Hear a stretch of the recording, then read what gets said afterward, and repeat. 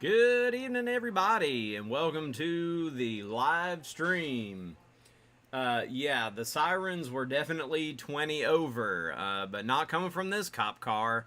Hey, tonight I figured we'd do something a little bit different, and so what I'm doing tonight is I'm just going to call CQ. I'm starting out on 20 meter FT8 if anybody wants to participate, and we'll see who we can work.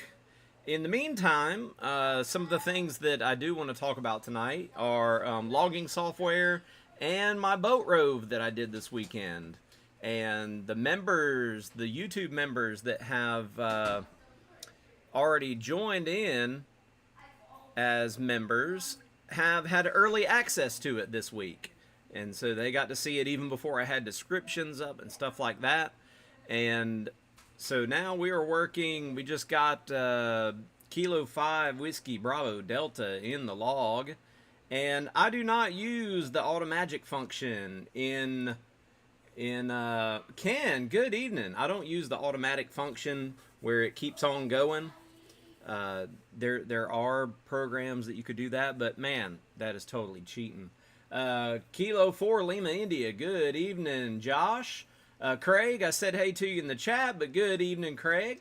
And Craig, if you don't know, is Mr. 5'9" himself. And let's see, I think so. Oh, and we got A4XO, Georgia Parks and Propagation, who has recently rejoined us. And you are one lucky son of a gun. The Hamfest for Stone Mountain is this weekend. And I don't have the money to go. I wish I did. So let's go quickly. Let's fade into and go ahead and give a shout out to our channel members. At the loyal fan level, we have Toby, Alpha Delta 2 Charlie Delta. She has been the longest running member of the W1 RCP channel. And the next one is Ham Radio Hobby, N3 PEM. And he is fairly new. And then we go to the fan that wants more. They get member shout outs, photos, and status updates. And that is Dale Henninger, Whiskey Zero Delta Hotel Zulu. He joined about 2 weeks ago, and it was quite surprising to see him jump in there. And then on the fan of growth, in the meantime, WD8EDO is working me on FT8 on 20 meters. But we have WD4DAN, Dan Front End Overload. Go check out his channel on YouTube. Subscribe to his stuff, watch his videos, and like it. We got KO4 FSZ antennas. And Chris makes some excellent antennas. You go to ko4fsz.com. Check out his offerings of portable and home antennas, all handmade right there, I believe, in North Carolina. All right, so we got WD0EDO in the log. I believe that's a 0. Now, my writing on the wall here is a little bit tiny. So, going down, we got Claude Ray, AC4SH. W2AEW Allen, good evening. It was good to work you the other day. Was it you? No, I think it was somebody else. My remote went crazy. My remote went absolutely wild on me, and I had to shut the whole thing down before I could finish the QSO because I accidentally clicked the button, and at home using RCF Orb, I couldn't shut it down. It's good to see you tonight, Alan. And Claude Ray joined about a month ago. Claude Ray is head of the Georgia Parks on the Air program. And that is a contest that happens in April. And if you go to georgiaparks.org, you can go check that out. And then newly resubscribed is Georgia Parks and Propagation. Good evening. Chris is in the chat room. That's Alpha Echo 4 X-Ray Oscar. Thank you for your support. Thank you so much. And let's see, we're back to doing a little FT8 and seeing, we're on 20 meters, so you local folks aren't going to be able to get me yet. But somebody turned the hallway light on. Look at that. That thing is bright. I guess I could try to, no, there's so much crap in the way back there, I can't even shut the door. I meant to put my green screen up, but I got home from work today and had to take me a nappy nap. And Drew, good evening, Drew. Into AKJ, you were in the chat room. We got DX Jungle is waving at us. Hey there, DX Jungle. And let's see. Craig says his FT8 doesn't work. The codec speaker file disappeared in his computer when he was trying to get his computer microphone working. It do be like that sometimes, for sure. And I hope you guys have been doing great this week. Never coming back in my room. How'd you get up on the Okay, let's What do you do? life. Jumped up on there. So, hey, Michael, Kilo Echo 4, Eastern Standard Time. So apparently the dog jumped on my kid's bed and made him mad for some reason. That's nice. I am in a different spot tonight to stream. I am actually in the shack. You are, holy cow. I'm going to have to redo it. Awesome. Josh, Kilo 4, Lima, India, welcome, loyal fan. You just opened up new opportunities for me as a streamer on the YouTube. I think I can, there's something special about 8. I think I can, at 8 members, I can give you guys special shout outs on the channel. So I'll do some research and figure that out. So we just worked Whiskey, Whiskey 9, Zulu, Zulu, Zulu, and then I wasn't even paying attention to click the button. But hope everybody's doing great this week. Hope you've had a great week. And what are y'all's plans for the weekend? I'm hoping at some point this weekend I can get out and do another activation. But I did a big one this weekend, last weekend. So that video, like I was saying before, the fans that are mid-level and up get early access to videos. And Dan, good evening, November 8, Tango India November. And you said not to freeze. Speaking about streams and channels, man, oh man, I'm struggling. The struggle is always real, for real. We had the Georgia Parks on the Air sprint last weekend, and that is something that my club, it's my baby, but the WD4 KOW club puts it on. Really, I'm the one that babies it. I do all the hosting for the club and stuff, so anything on WD4 KOW is done gratis for the club, and so I put that stuff out there, and I'll read that in a minute. I'm getting distracted with all the kids running around back here. It was the Georgia POTA sprint this weekend, Georgia Parks on the Air sprint. It's only 4 hours. And we do it in October, usually the end of October. Well, this year I realized that the CQDX, CQWWDX, or whatever it was called, the big SSB contest was during the same weekend, the same time. So I'm considering moving it to an earlier part of October, probably the second week. We'll probably just have to deal with more mosquitoes. But I had made a plan this year. We voted as a club that we would do it as individuals instead of doing a club activation. The last 2 years we did a club activation, and we would go out to our park, which is US 2195, I believe, is Reed Bingham State Park, and we would entertain hams and non-hams alike. Well, this year I must be covered up by somebody if nobody's hearing me. So I had decided I'm going to hit Halt TX for just a minute, and we're going to go take a look-see and see what's underneath me. Yep, there's a little bit of some mess right there. Let me go find another spot on FT8 really quick. 20 meters doesn't really have much offerings, but I'm transmitting. Oh, I forgot I don't have my keyboard out for this computer. I'm actually, you're seeing on the screen right now, this is from another computer. Uh-oh. WD0 EDO is coming back for seconds. I think I just worked. Yep, we just worked them a few minutes ago. So let me go back to the chat. Yeah, CQ Worldwide was the contest, and man, it made it tough. I tried to get on 15 meters because I wanted to get. Okay, I'll get back to that in just a minute. Let's see. CQ Worldwide. The second week is the Aries set. Man, it's always something.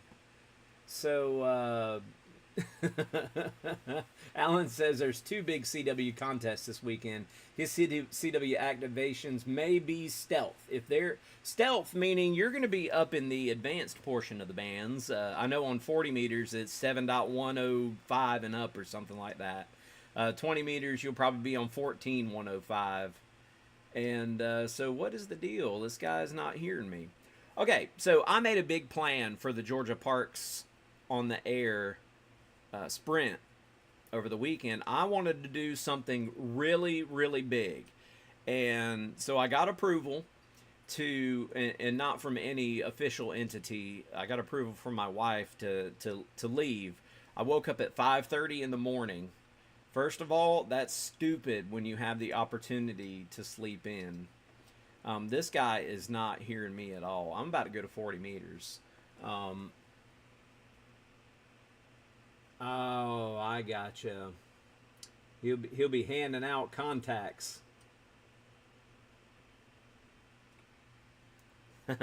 Change to your next dot. I'm trying to give him his signal report again, and he is just giving me. I think his computer is stuck. So let's go back and call CQ again. You could solve some of this. Yes, it always, any contact counts as a POTA contact. You didn't have to spot last weekend. If you just needed 10 contacts, you could get 10 contacts, easy. And most of them would have been DX and probably like shooting fish in a barrel because they were everywhere. But my plan was to go to some islands. Okay, it looks like, let's find out. Let's see if this guy comes back. I'm going to be ready to switch back to CQ. No, he might have quit. All right, good deal. Maybe you realized that we had already worked. So I wanted to go to the 3 rarest islands in Georgia. And that is Wolf Island National Wildlife Refuge. There was and that was the only one that I was going to do. I was only, yeah, I'm going to go to 40 in just a minute. Yeah, Alan gets a lunch break, I think. W2AEW Alan in the chat. And the thing about that is when he's on lunch break, I'm usually not. Yeah, you know, Drew, it was Islands on the Air. Dag nabbit. He came back. It was Islands on the Air, but I did not get the IOTA entities. And in one of the videos that posts, I think it was at Sapelo Island, which is, I'll pull it up in a minute. I have to be careful because what you see is what I see. I don't have another screen for my computer. I ran out of HDMI cords. And now we have, maybe VA3 Doc will actually get this time. Or is that OOC? That's OOC.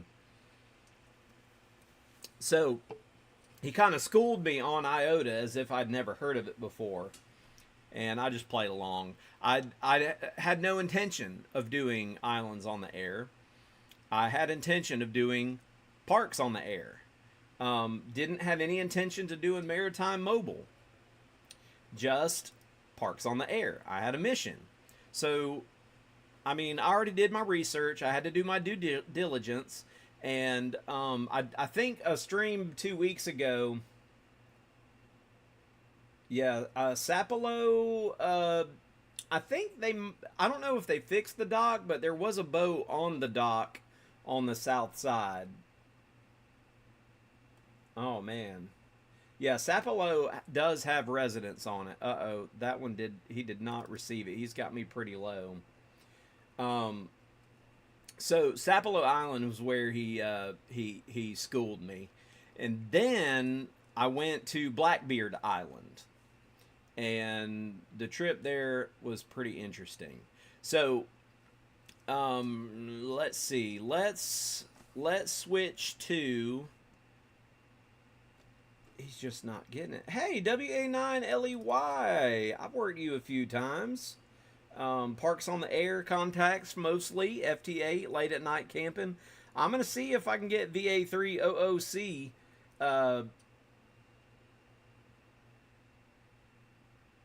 Hey, Ronnie, dude, you were the beast tonight, man. The beast with that jammer. I mean, we're not supposed to call these folks out, but let me tell you, Ronnie, KO4 Zulu, Romeo X-Ray, handled it like a freaking boss tonight.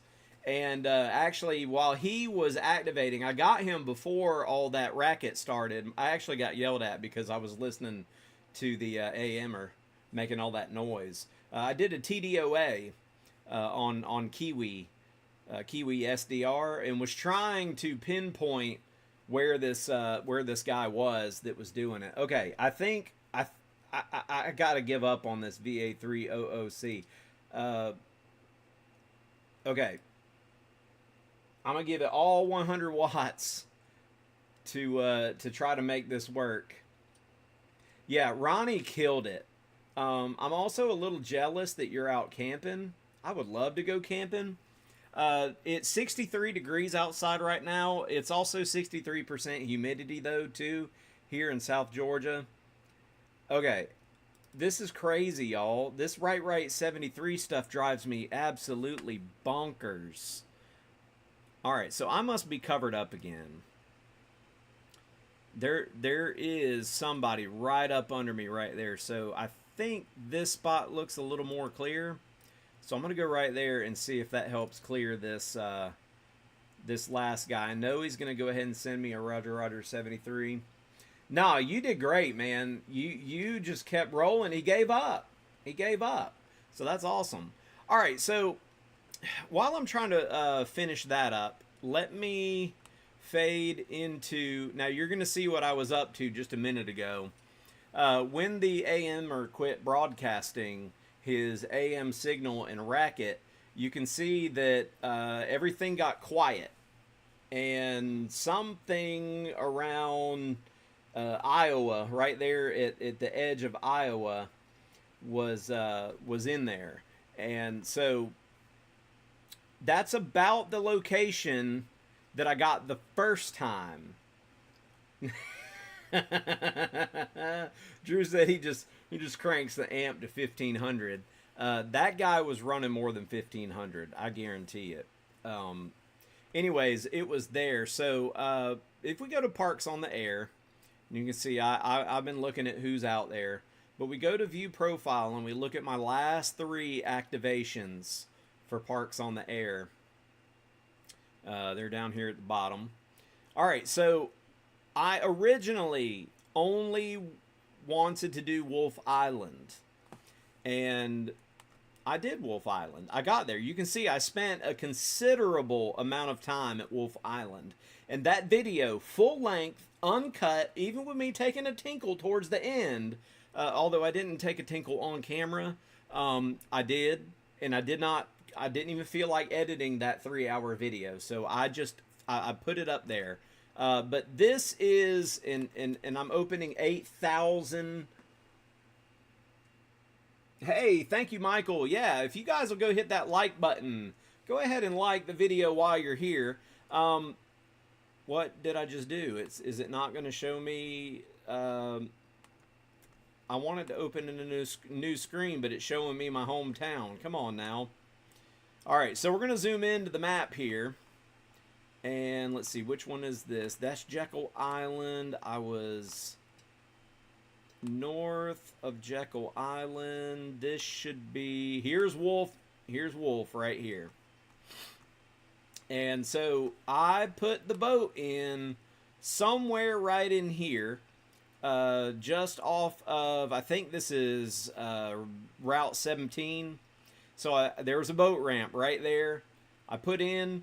And that is not...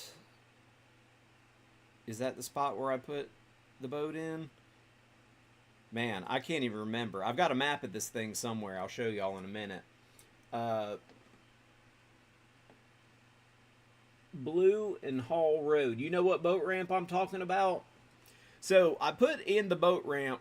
You can't see it on here, but you know, you get out there and the world does not look like this.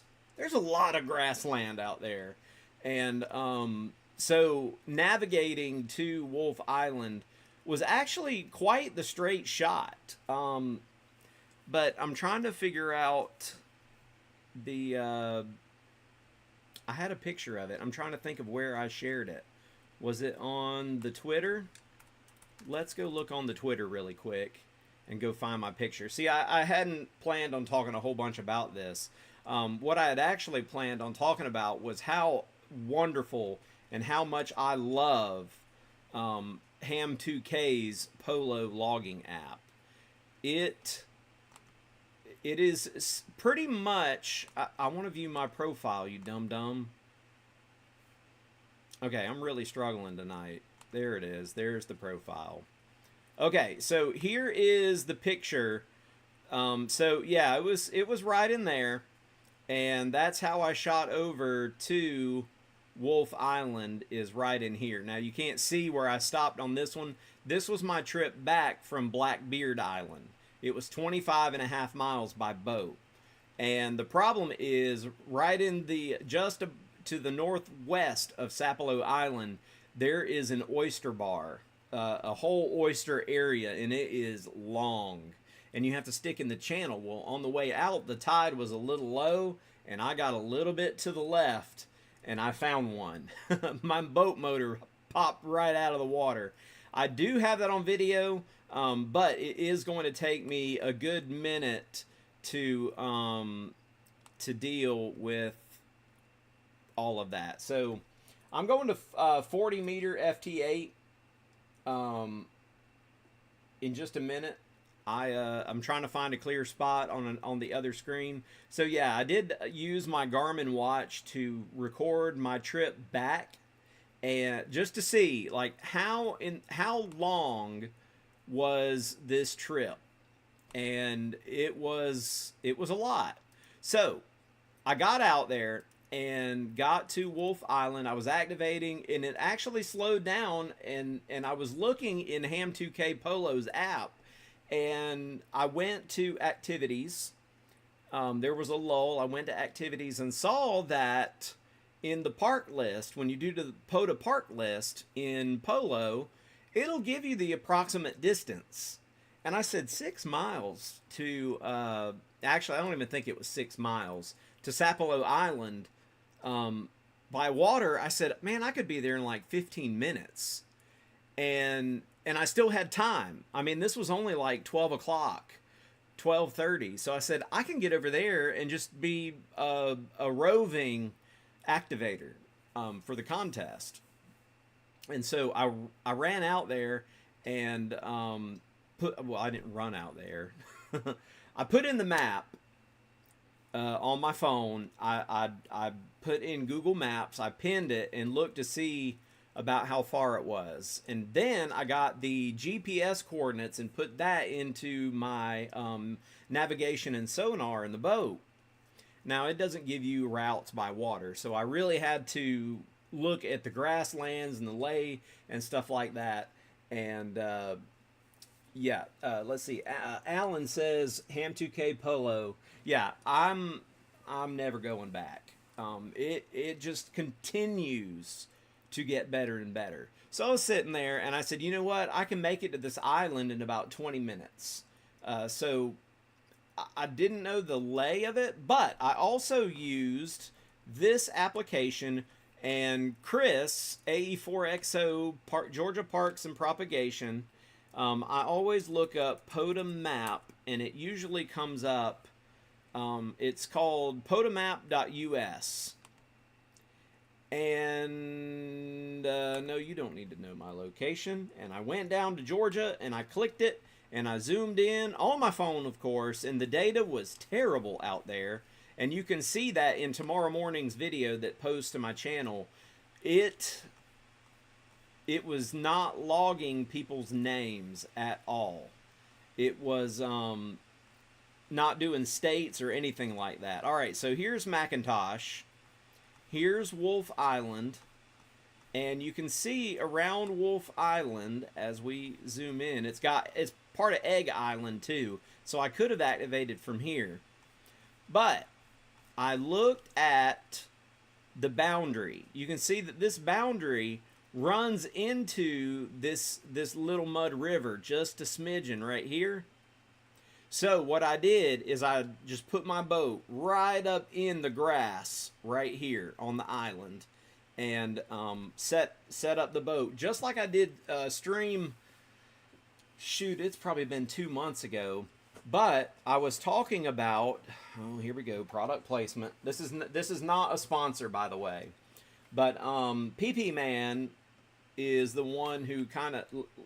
Give me just a minute. Let me get back to my screen. And so this is the Gigaparts POTA 20. It's a very small mast. I mean, you look at this thing is shoulder width right here. Absolutely shoulder width. And I used I just had all this stuff is in my chair. My chair is a mess. There's QSL cards under me, but we have the PP Man spike. And I have some tape on it so that when you put the mast on it, it sits nicely on there. But in the front of my John boat, I have a 16-foot John boat. There is a seat post hole. And so what I did is I just dropped this straight into the seat post hole, just like that. And it sat right on the deck. And I put that pole right there, and this is a 20-foot mast. So I used my 17-foot random wire that I made with a 9-to-1 ballon, and ran that to the FT891. I did not go QRP this weekend for 2 reasons. One, QRP's fun, but I like to do QRP CW. I wanted to give the island this go-round to folks that were SSB only. And so that's what I did. So then, all right, I found me a free spot on 40 meter FT8. So and it's free for the time being. No, I spoke too soon. It looks like somebody hopped on it. So I'm gonna go up here. This one might be a free spot. So I'm gonna start calling CQ on 40 meters CW. We are on the odd. And so I'll keep an eye on that. Let's see. Wow, you sitting on that spike. Yep, I sure am. It's right here.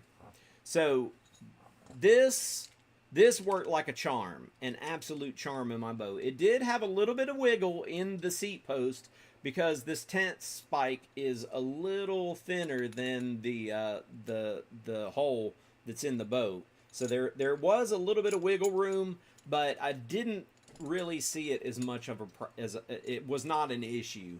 There was one spot where the wind shifted or the waves were beating my boat up, and I just lost. Oh well, we'll deal with it later. Let's go ahead and fade back to 40 meters. Yeah, there he is. Kilo Echo 4 Eastern Standard Time. You are coming in at, holy cow, plus 10. Good signal tonight on 40 meters.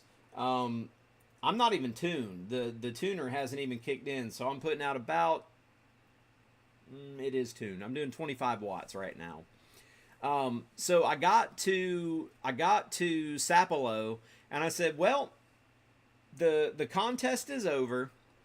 I'm going to continue. I'm going to continue on." I said, "I know that this is going to put me way the heck out of the way because getting to Blackbeard took the longest.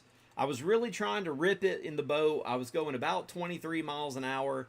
My John boat has almost nothing in it. It was just ham radio gear and an umbrella if I needed it.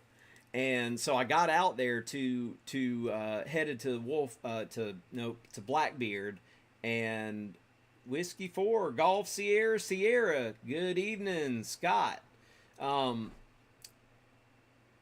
I hit that bar, and then my part number is 0QTH. 0QTH. I'm gonna do another POTA live stream. I've done them before, and it is kind of fun. But I'm a very distracted human being, especially at this time of night. So I got on my way to Blackbeard Island. Had to go through the channel. I was going 23 miles an hour or so, and then I found an oyster. A whole bunch of oyster, and the engine popped up and actually locked in the up position after I hit it, and I was like, whoa, that is not cool. And so at that point, I said I must have veered out of the channel. My depth finder was at 20 miles an hour. Anything above about 15, it doesn't sense the bottom very well. And so it was just showing 300 feet deep, and that is its go-to when I'm going over about 15 or 16 miles an hour. And so I slowed down so that I could see the bottom.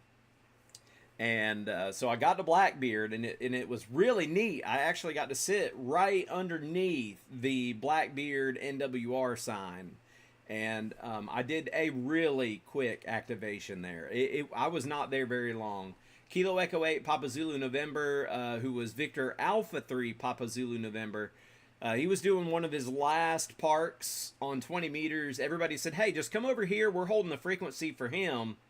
And so K4JAF, good evening.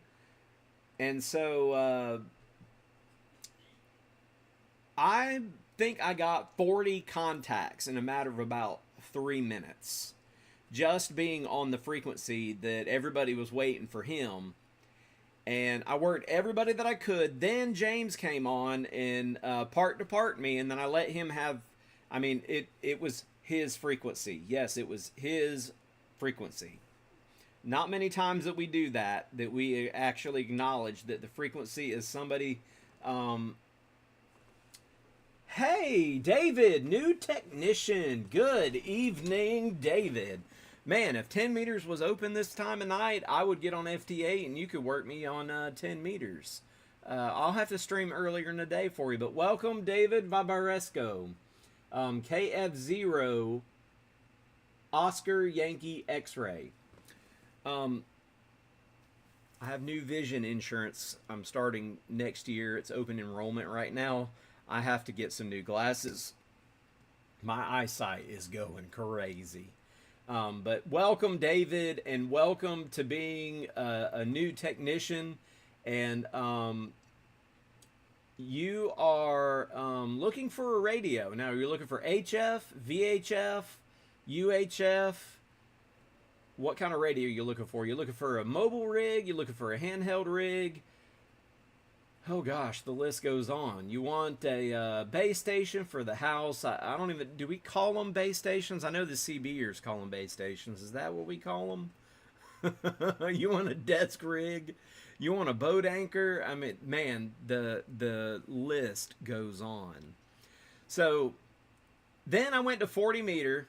Okay, you want to get your general, a base station.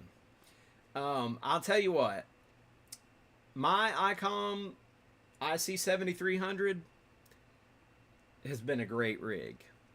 But if you want to go used, you can. The 7300 tends to hold their value, but it depends on how much you want to spend. And then you got to ask, do you want QRO? Do you want QRP? Do you want something with a fixed rock? Uh-oh. Yep, I do have Echo Link up too. But I can't hear it when people get on my Echo Link. Alrighty, so is that PP Man calling CQ on 40 meters? I told him he should have showed up tonight. He's probably playing 40 meter FT8 and was probably hunting parks on the air. SSB mostly right now. Hey, yep, that's where most folks... ooh, I just hit my knee on my desk. Most folks start out on SSB.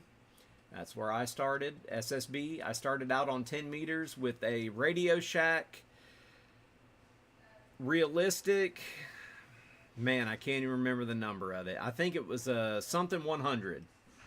I bought it for $90 on H.A.M.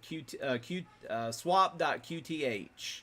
If you Google QTH, PP Man can't even hear me. I don't know why he can't hear me, but he can't hear me. Let's investigate. Oh, check this out, y'all. It's Frosty time. That's great. Listen, I didn't even know they left the house. That's crazy. Well, I guess y'all gonna watch me eat ice cream instead of a sandwich tonight. Alright, so there's obvious... Oh, PP Man heard me. Phantasmic. I'm sure he's in the log already from something we did the other day, but he got me -10. I had him -4. What's crazy is he's QRP and I'm QRO. I'm running 25 watts, and he heard me quite well. Hi, Dad. What's up, bruh? Let's see. We're giving oh, there we go. Hey, Mike, PP Man. Good evening. Welcome to the stream. So let's see. I am here. We're giving David Bavaresco, who is call sign is Kilo Foxtrot 0 Oscar Yankee X-Ray. Radio advice. I'm really confused. Somebody said I was sitting on my spike, and here I am sitting on my it came up again. Okay, so PP Man is saying I hope that I pronounced it right. The gray words are really tiny. Now we're working Kilo Echo 8. Rice. Now I do love to look at some words of in call signs, names of call signs. I collect that kind of stuff. Okay, is that a -01? The 710 is nice. You can get the DX10 as a nice radio. The prices, you know, what's your price range? You can say it or not say it. That's up to you, David. But you know, I started out with a IC 718. That was my first true all band most modes rig. And let's see, we got a 73 out of them. Now I don't, you know, I could tell y'all a story. I think I've already told it once before. All right, so his range is $1,200. Now, if you go with oh, somebody just sent a heart. I see hearts floating up. Thank you. The Shack in the Box 991A.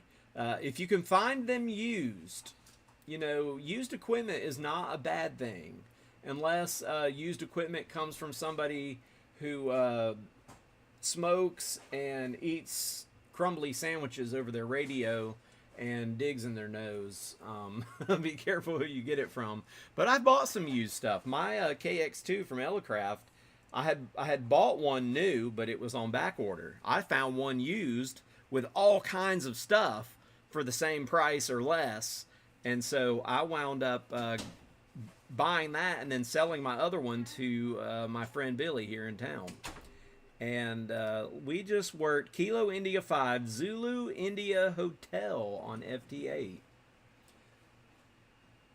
Yeah, you know, I have considered selling my 7300 and changing rigs.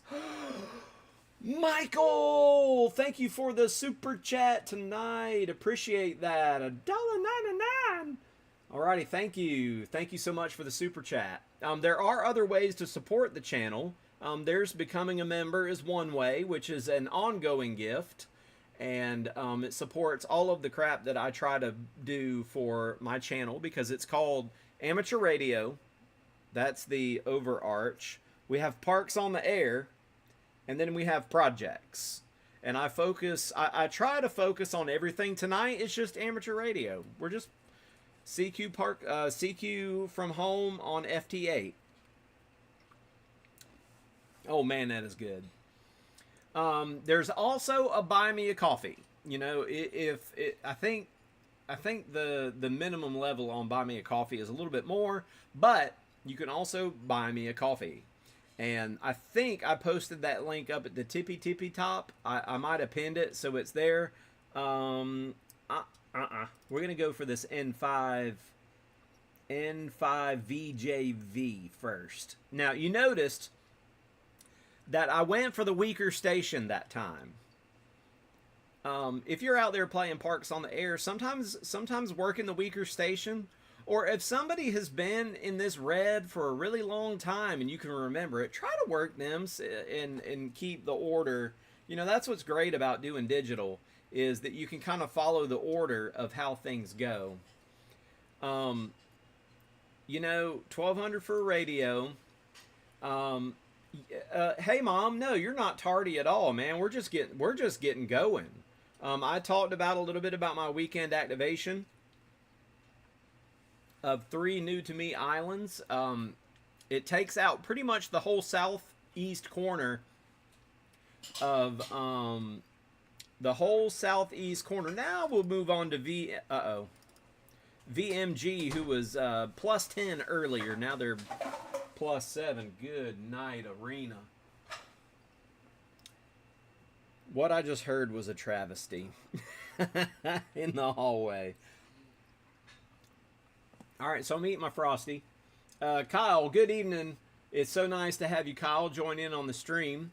And Kyle was activating during my lunch period the other day, and I tried to listen for him on my remote, and I couldn't hear him, and I was bummed because I actually had him in it. I had my my remote up, because if you look at my right here, I have my time running right here. That is dimension 4. And now that I hovered over it, but I also have, oh goodness, what in the world? We got some DX of some sort coming in here. Hang on a minute. The Slovak Republic on 40 meters. All right, that means we're starting to get into DX time on 40 meters. Let's go. Let's see if we can get him. Shoot, man. That's my one-track mind. Oh, man, this might be a tough QSO. I'm struggling here. You see the sweat beads rolling off of me? Okay, let me move back to my other... What was I doing? Oh, yeah, we were talking about RCF Orb. This is my remote for my house, and I can access... I've worked that station the other day. Good evening. Now... You want to talk about some pronunciation? I'm probably going to butcher this one. Oh, Salty Boy Reviews. I got it. Okay. Just took me a minute. Had to see what was written there. I do have a screen over here. It's taped to the wall.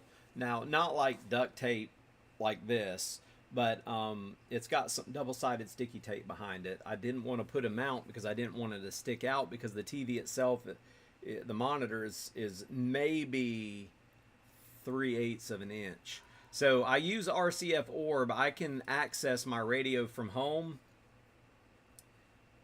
Man, I am trying to make this happen.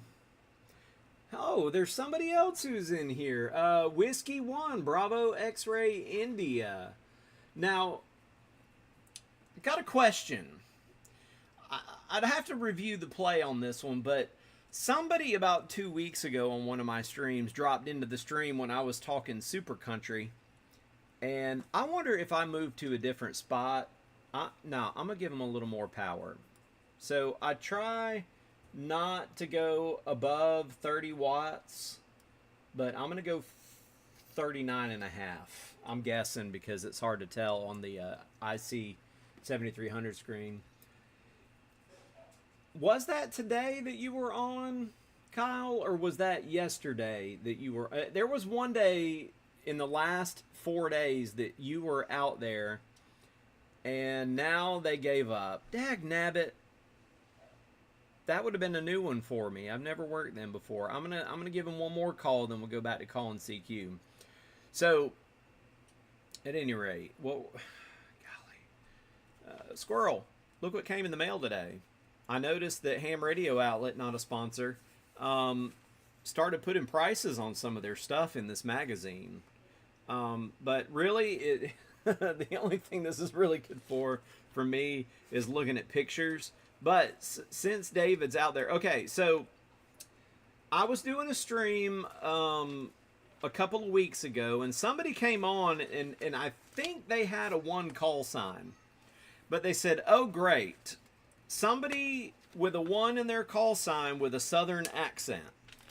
And I couldn't tell if they were being funny or if they were dead serious traditionalist. Okay, we got to give up on this and go back to calling CQ. I am trying to find the radios for David really quick to show some pictures of some radios. So okay, so that probably wasn't you that said that. Okay. Bruh. David, this is the great place. This is a great place to ask for advice. Absolutely fantastic that you're here. I mean that with all sincerity.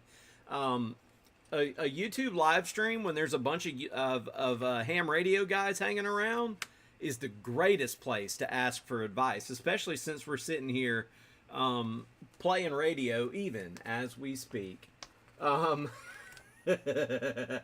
Yes, oh, you're not intruding at all, man. I appreciate you coming in tonight. Here is KN4WRD. I think I've worked you before. Let's find out.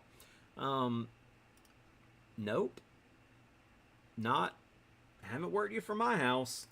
All right, so there's the 991A right there. Trying to get it so that the light doesn't focus on it. But what sticks out to me is that is a nice knob.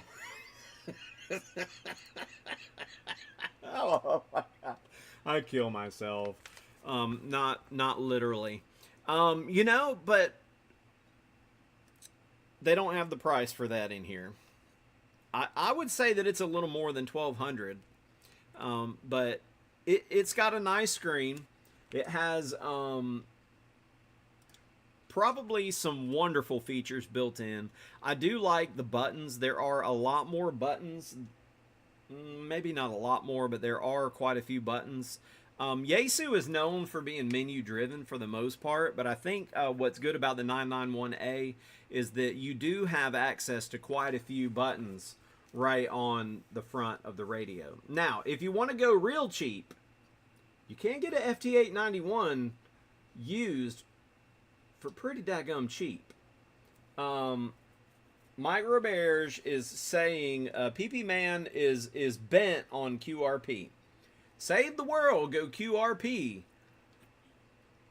Go QRP, and it's fun, they say. It's a blast. Everyone says that.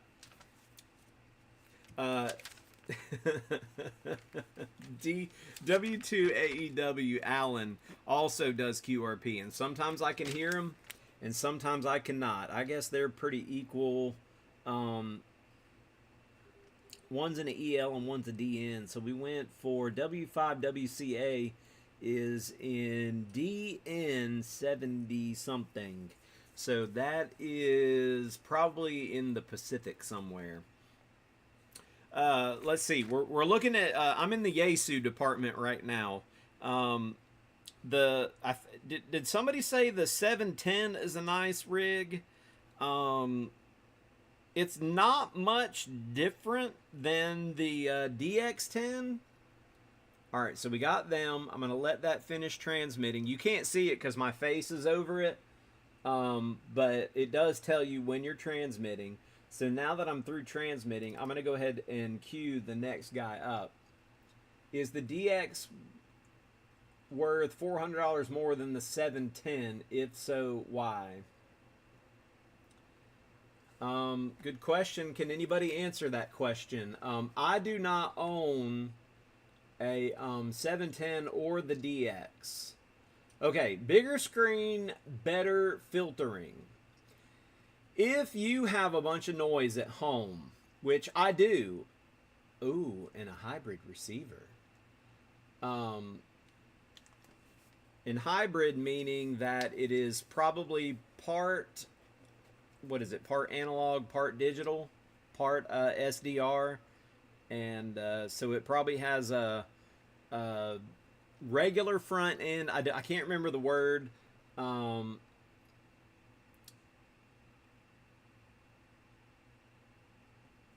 Man, into AKJ Drew, that the writing is so tiny I can't even make out what you said there.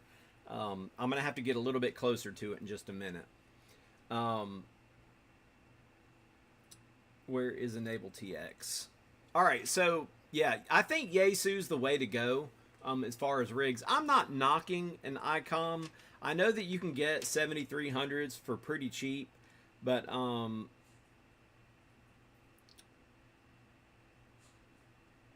yeah, I'm looking at the FTDX10 has 3DSS, so that probably means something. I'm not going to try to read that, but yeah, do your research online. Google go big, go flex. If you can find a used one, it's crazy because all this is Yaesu. I don't know where is ICOM now. You can go get a Kenwood, the TS590SG, but I don't know how much those are these days. That's the thing with the rigs, they don't put the price in the ham radio outlets catalog, and probably for good dang reason. They want you to go to their website to look. So I cannot find ICOM in here. It's really weird. Everything is Yaesu, and I don't know why. So at any rate, it's probably like one page. Ah, here we go. ICOM. You know, it's kind of wild because ICOM really doesn't have that many offerings. They have the IC7100. They have the tri-bander, which goes to super high frequency. They have an ICOM 705, and that's it. They don't even have the 7300 in their catalog. That is freaking weird. Unless I missed it. Oh, I did miss it. So you got an ICOM 718. It's a bare bones, no frills, no filtering hardly.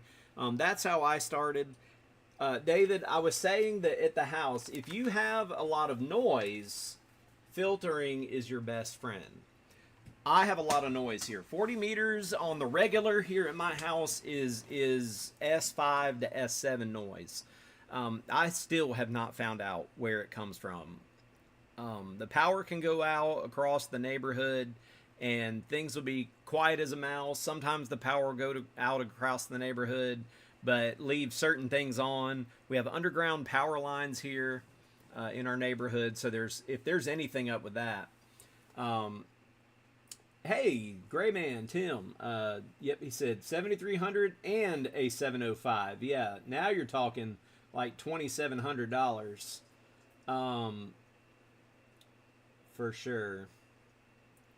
Yeah, power is not everything when it comes to Now see, OM5 ALL is trying again, but man, they are low. Negative 18. That's going to be a toughie wuffy.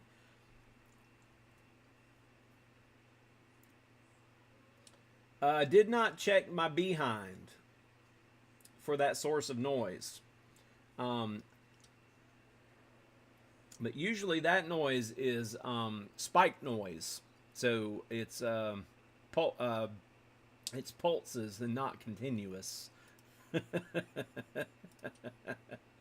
All right, so we just worked Kilo India 4 Echo Zulu Charlie, and we are going to give Old Man 5 All a second shot at this. And I'm going to give my random wire 70 watts. Let's see. If 20 watts won't do it, 70 will, right? Now, thankfully, I don't live in a neighborhood where people have grow lamps that I know about, which is great. The 710 field is 974, right? Bingo, not bingo. Did I just mess up, or did they do that to me? I don't know what just happened there, but I'm going to hit cancel on that because I'm pretty sure I've already logged that. So I might have clicked the wrong thing. That's on me. That is on me for having a tiny screen. I'm trying to give OM5 All a shot at it. Yes, Alan has brought up a good point. You know, a lot of us like to do parks on the air activations. And if you don't want to have 7,300 different, let me not use that number because that's a number over here. If you don't have 42,000 different radios, like the rest of us, or you want to keep peace in the house. Okay, now we have Ozing. Should I cancel the call? We'll let it go one round and see what happens. If you're going to operate portable, out in the field, parks on the air, islands on the air, soda, you're not going to be dragging a 710 up a mountain anyways unless you carry a wagon behind you. But you do want to check how much current it draws. Now, I'll tell you, the FT891 has a pretty hefty current draw. Even if your QRP continuous, it's about 1 to 1.5 amps continuous, even when you're not transmitting. That is just on receive. The KX2, the Elecraft KX2, now we're talking like this QRP rig,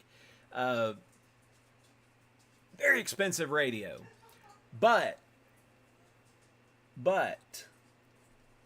the current draw on it in receive only is like,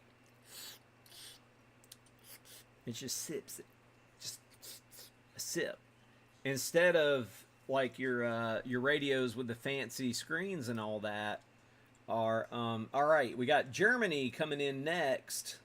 We got a 73 from the Ozing, and now we're getting into Germany, Delta Lima. If you can afford something like that, and eventually, you know, as time goes on, you'll covet other rigs. Not to use such a sinful word, but you'll covet other rigs. You'll come across deals. You'll start building your own antennas, and that's what I like to do. I like to build antennas. You'll have 20 different antennas, 5 different radios. You'll sell some. You'll buy some. You'll buy a broken radio one day and want to fix it up. I mean, that's the way it we never really settle on one rig unless you're PP Man. He settles on anything that's 5 watts or less. But In a couple past videos, I have said a lot about the red ODO batteries.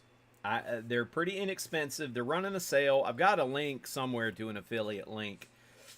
I could go ahead and drop it in the chat.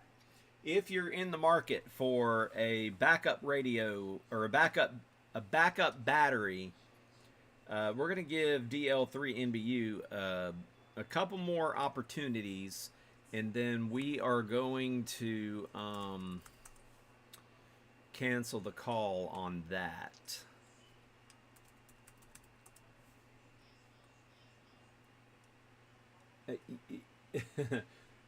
18 keys, and you only use 2 out of 18. Now, I do have a lot of keys. I actually like to build keys too. That is another fun pastime of mine, is 3D printing. I love to 3D print, and there's going to be some more things on the channel with 3D printing. And but if you want a 100 amp hour red ODO battery for a 100 amp hour LiFePO battery, this is an affiliate link, so if you do make a purchase from this, it does help the channel out. I get a small, and we're talking very, very small kickback from it, but not much. But that is a link to the 100 amp hour red ODO that I use. It's the bigger of them. Go big or go home, right? But I think I'm going to replace the trolling motor battery in my boat with the same thing, because it went bad, because I never used it. And if you don't use a sealed lead acid battery and you leave them things out in the sun for too long, they go bad. But a SLA battery, sealed lead acid, I think I left it on my desk at work at the school, so I guess I can't show it to you. It's you know, you find them at Walmart. They're rectangular in shape, 7 amp hours. They're nice, but you get 2 or 3 of those together, they're pretty heavy. The cool thing about a LiFePO 4 is yeah, we don't have a disagreement about radio or about keys at all here. My first rig was 705, exclusive to the CW. Picking a radio is like picking a tool. Don't bring a razor blade to cut down a tree. That is true. Unless you're a glutton for punishment. QRP at times has been a glutton for punishment. I've had some activations that have taken quite some time at 5 watts to a very compromised antenna. That's why if you're going to do QRP, if you can get an antenna in the air, you'll have better luck.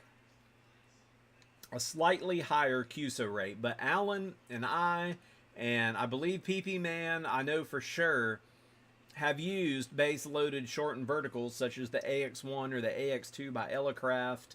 I've made my own. They're not that hard to design and wind your own coil onto. I'm actually working on some kits at w1rcp.com.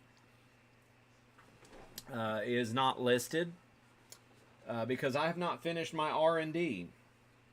Listen, I tell you what. I tell you, Whiskey 4 Golf Sierra Sierra, I don't know if he is in the chat room or not, but there is a lot of chat going on in the secret world of the internet, and the FT891 has been my rig of choice for QRO POTA. Yes, the new super antenna is pretty nice. You know, I hate that MFJ went out of business or cut back or whatever they've done. I'm giving up on 40 meters. I tell you what, guys, 30 meters at night is an exciting band. It's a mix of local and a freaking boatload of DX. My random wire will not tune 80 or... Oh, dadgummit. We got KB5 rod we're working right now, just as I was about to pull the plug on 40. 30 meters is a lot of fun at night. Has new super antenna been around that long? Has it really been around 20 years? That is crazy. You're talking about the movable coil antenna, right? I'd show you mine, but it's in the boat. I even have an 80 meter coil for it. But MFJ has the MFJ 1898, and it's a movable vertical, and it has done fantastic. I've used it multiple times on activations. It does a wonderful job. Yeah, that's it. It's funny they call it the new super antenna when it's been, if it really has been around 20 years. Goodness gracious. Now, I'm in an amateur radio. I think this is my 13th or 4th. I think this might actually November 11th. I think is when I took my first technician license. Or somewhere around November 11th. So I think I'm about to hit that 14-year mark. I'm a youngin'. I finally figured out what I wanted to do when I grow up. It took me till I was freaking 40. No, not really.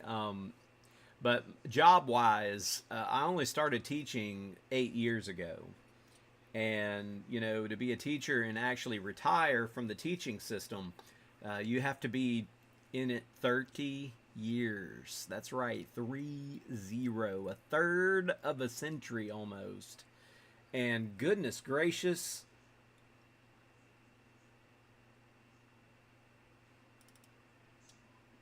we got to give them the right 70. Tomorrow I plan on running 5 watts on 5 watts max indoor mag loop in my second floor site if I can get 3 or more contacts hunting POTA. Hey, you know what though? Second floor apartment, you know, I'm in the middle of the house, so I don't really have the greatest station sitting here. Originally licensed in 1980 while in high school. You know what? You don't even look old enough to be somebody who was in the high school in 1980. Just saying, Alan. Now, if you look at the picture of the guy on your QSL card looking through the oscilloscope, I think that's what it is on your QSL card. That guy looks a little older. See, and that's what's crazy. A4XO. I think he's, I'm not going to put your age out there, but he doesn't look his age at all. Listen, guy, there are other people waiting.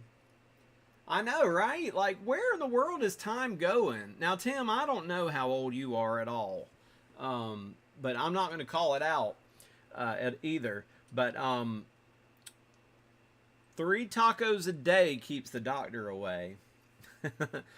3 Taco Bells a day probably will send you. Alan, are you really greater than 60? No way. God, I feel I'm the baby in the group, I think. I think I'm the baby in the group. Now, Drew, I love me some end-fed half waves. I also love random wire antennas, though, because they're shorter. As far as being the real go-getter,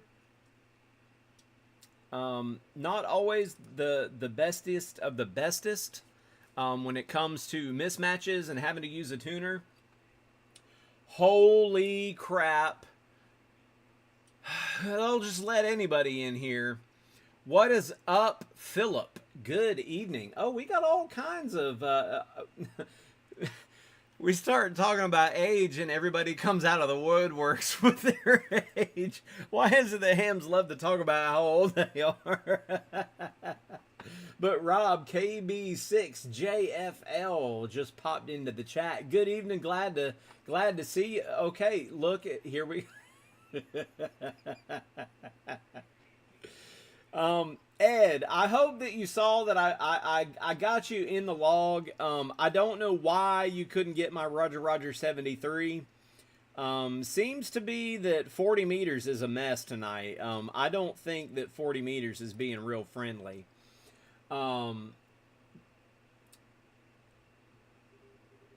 Yeah, so Georgia Parks and 84XO's 51.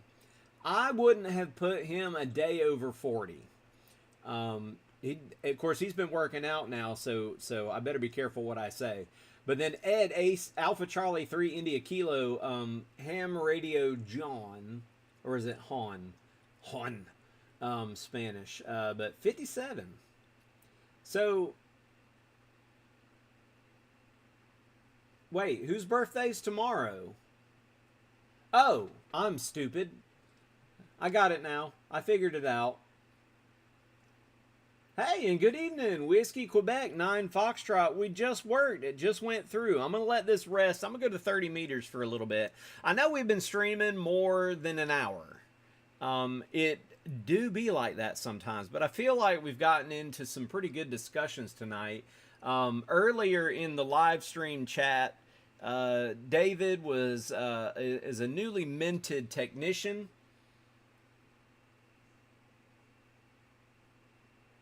Hey, happy birthday, Alan. Happy birthday. Yeah, October seems to be the month of birthdays for the most part.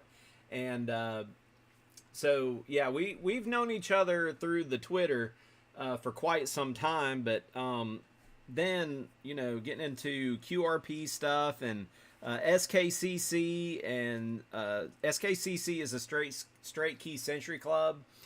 That was how I got my start in CW about 10 years ago, I think. And then I quit for 5 years.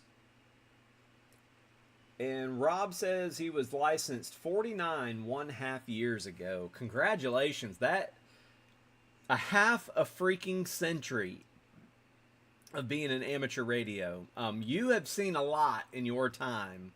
Absolutely. Y'all, I'm clicking the radio. I think everybody has forgotten that I was there. So I'm going to go to 30 meters. And here's how this works. Hopefully, those of you that like to do digital. Hey, Drew. Well, Alan already said he was greater than 60. He wouldn't go any further than that. But Philip says that he's 61. You know, Philip might look 61, but the way he acts and the way that I act and the way that a couple of my other... Look at 30 meters waterfall. Holy cow. We are children at heart. Now, as far as our exoskeleton, you know, not exoskeleton, our exterior, check engine light is on. That started a couple years for me. All right, so I'm looking around 450 hertz right here. Dag nabbit. See, I took too long. Somebody just popped right in on me. Now, I'm not opposed to trying to squeeze inside of this one right here and see what we can get on 30 meters. I know on the evens, this one's clean, and if you do find a spot, but I think that'll be okay. That's enough separation between these two frequencies that I should be in the open till somebody just fires up their app and goes to town on it. Let me look at that one more time and see which calling. The odd period seems to be the one to go on. It's a little cleaner.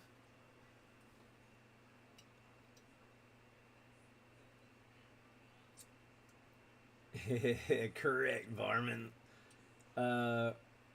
Yeah,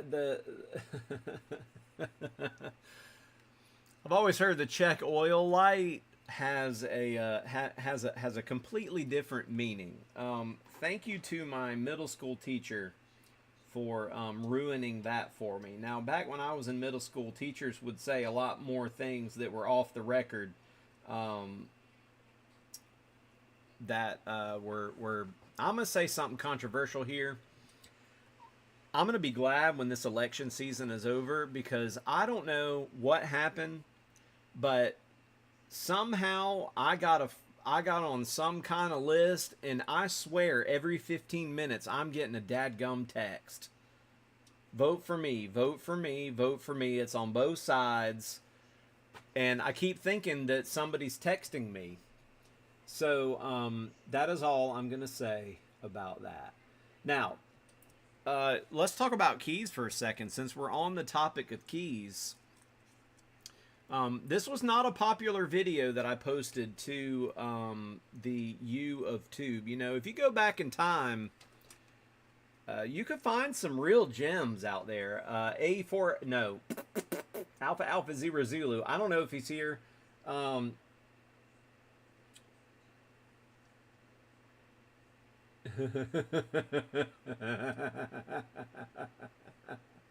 Okay, so there's a comment in the lowercase g that I'm going to mention in just a minute. But this is my this is a J38, right? Isn't that what this one is? Y'all can help me with key identification. Man, W7ZR is struggling to get me. They were +00. But I shined this key up Christmas, I think 2 years ago. I was at my father-in-law's house, and I said, you know what? I'm going to go get some stuff from the hardware store, and I'm going to shine this thing up. This thing was straight up tarnished like a mug because it just sat in a box for so long. So this ain't crap. I did not mean to do that. That's what I meant to do. I'm going to give them a chance to come back later. All right, so I shine this key up, and I actually put a clear coat on it. I can accidentally leave the shorting bar shorted, and it doesn't key the radio anymore because there's a lacquer on top of here. Now, don't do it much to slide that key, the shorting bar under there, because, you know, it is a thin layer of lacquer. This is what killed my Pixie 2 transmitter. Transceiver, a CW transceiver. I had built a Pixie 2 and made one contact from 3 miles away on it on 40 meters. I never really made any other contacts on it, but I accidentally plugged the key with no antenna attached to it. And when I plugged the key in, didn't realize that the shorting bar was shorted. I walked away from my Jeep, which is where I was playing radio at the time. Came back to the smell of the inner smoke was let out. You know, everything runs on smoke and everything's good until it comes out. So this particular key, I'm actually in probably one of my not proudest moments. We do get a lot of emails. This is the key that I'm holding in the video that said is the FCC trying to bring back Morse code. Now this is something that happens to my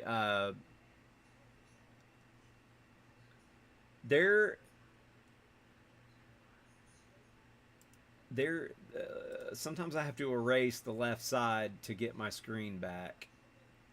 All right, so at any rate, not my finest video, but probably some of my finest content.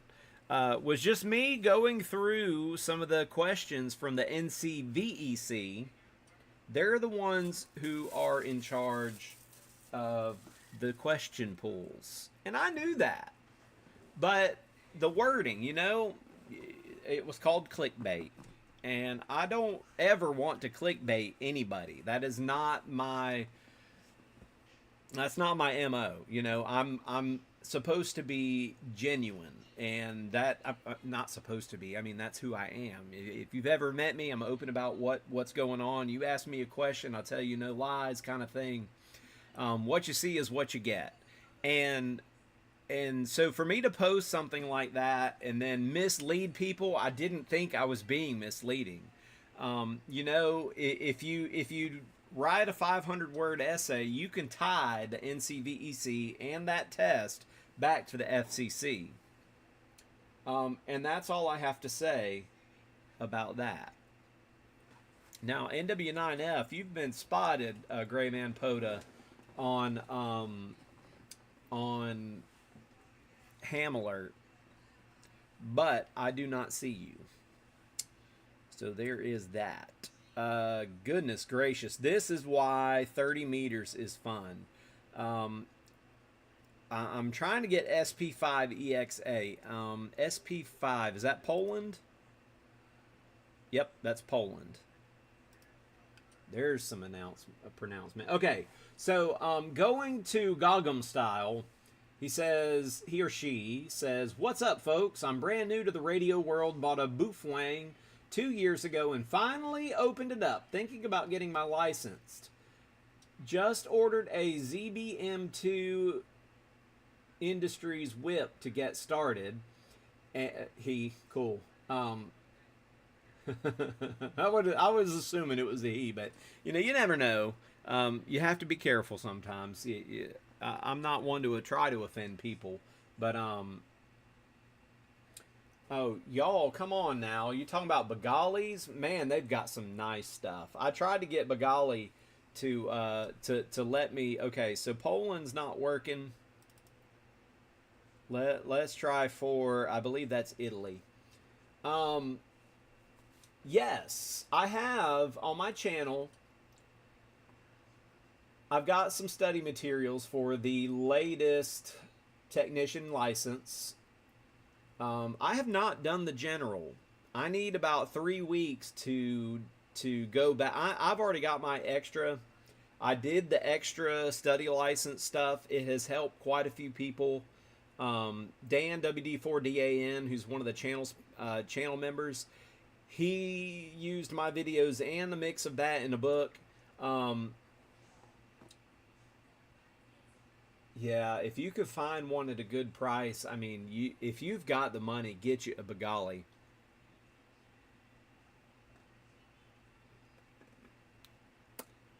So I'm sitting here talking, and my ice cream melted. Yes, Begali has a key that I want really bad, and it connects to the KX2, and it's only about that big.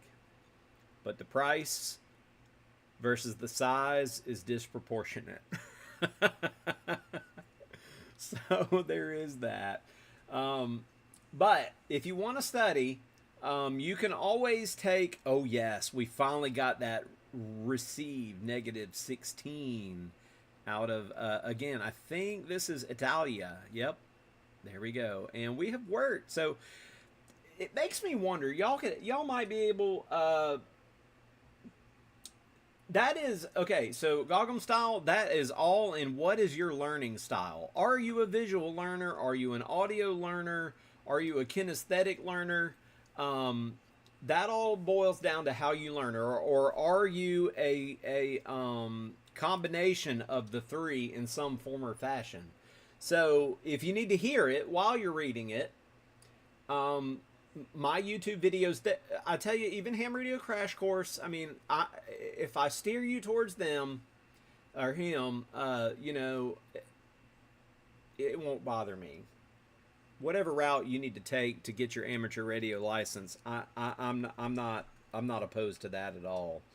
I don't know if he has general and extra out there, but his has more views. If you were to look it up on YouTube, I think he has well over 170, might even be in the millions by now. Bama Tech, and for Begali, you got the Porsche of keys and then the Ferrari of keys. Yeah, here I am, and I'm happy just driving my Jeep, But study up. If you need the book, listen, you can get a free book. I'll tell you who to go. KB6NU, Kilo Bravo 6 November uniform. He has the let me use the right mouse. The no nonsense guide to tech. KB6NU. I've talked to this guy. I was excited to get him on CW on 30 meters. He was weak. But if you go to kb6nu.com,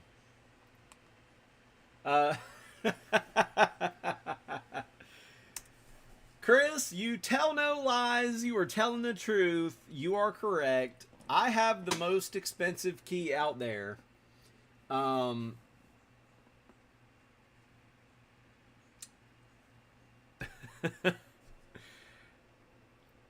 I have an $18,000 key sitting in the outside. Yes, I did a whole Parks on the Air activation by using the tip of the stereo cable. I'm gonna pull it out just so in case you don't know what a stereo cable looks like. I'm kidding. I'm kidding. I'm kidding. We're all smart enough in here to know, but I legit, or I literally. Hold on. Hold on. We got France calling, and I didn't realize it.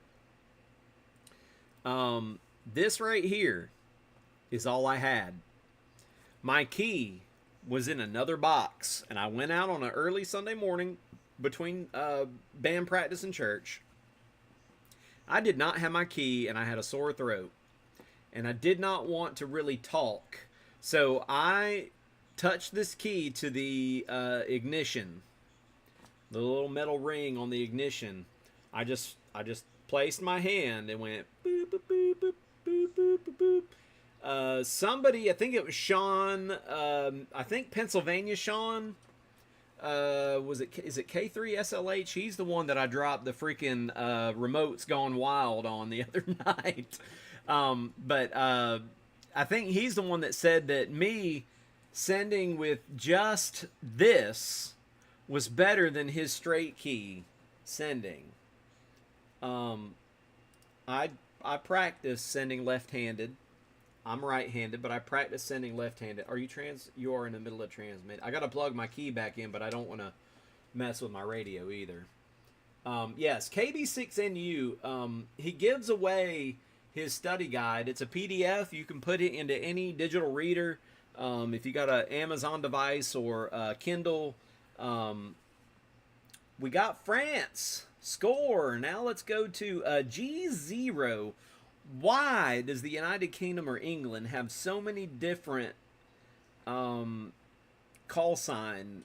They all mean something different, but I haven't figured it out yet. Awesome. Yes. It's a great book. He goes in depth into why the question is what it is. If something is interesting to you, you can always go and Google more. That is how I did my extra study video. Even in the technician one, I did go and find a little more explanation about why something was, if I knew enough about it to actually do it. There are some questions in there that I just flat out tell you memorize the answer. It's like college. You can go to college, you can get a college degree, and then you can go and work in that field and have no idea what you're doing. Engineering, I did electronics engineering. I could go out there right now and have no idea how to do my job. Guarantee it. But it gives me, it's always given me the chance to learn how to learn. And, you know, having access to the web, being what am I? Am I a millennial? I don't think I am. I was born in '82. So I grew up without the internet. But as school went on, eventually the internet did become a thing. Although getting connected to the internet made funny sounds that kids today don't even understand. They have no idea what's going on. And I'm not picking on kids today. If you're a kid in this stream, welcome. But life is different now. You can get distracted by your telephone. If you got distracted by a telephone,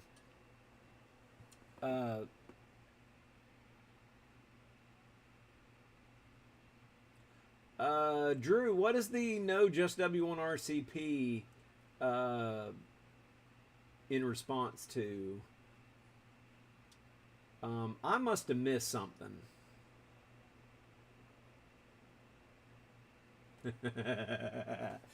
Most of the time, it was my mom saying, "I'm on call tonight. You can't get on the internet." True story. The sound was boop, boop, boop, boop, boop, boop, boop, boop, boop. I think that was 10, and then it go.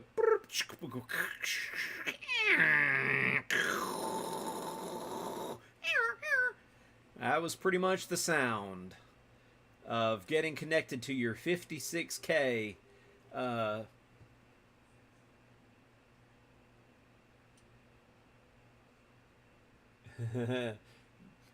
this is what it would sound like. When I went to the Army, I had AOL because I went to Walmart and I got the 30-day free trial. I did have a phone. It was a World War II line, so it was definitely crackly. It would say, "You welcome. You've got mail. Goodbye, goodbye." The double goodbye was the bane of freaking AOL. Yeah, I'm just W1RCP. I'm not a millennial.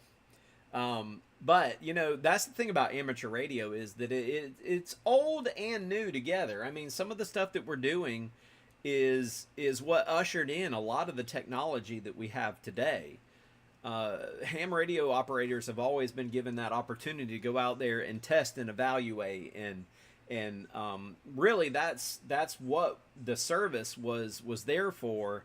And then on top of that, before modern technology, it was also quite effective at emergency communications.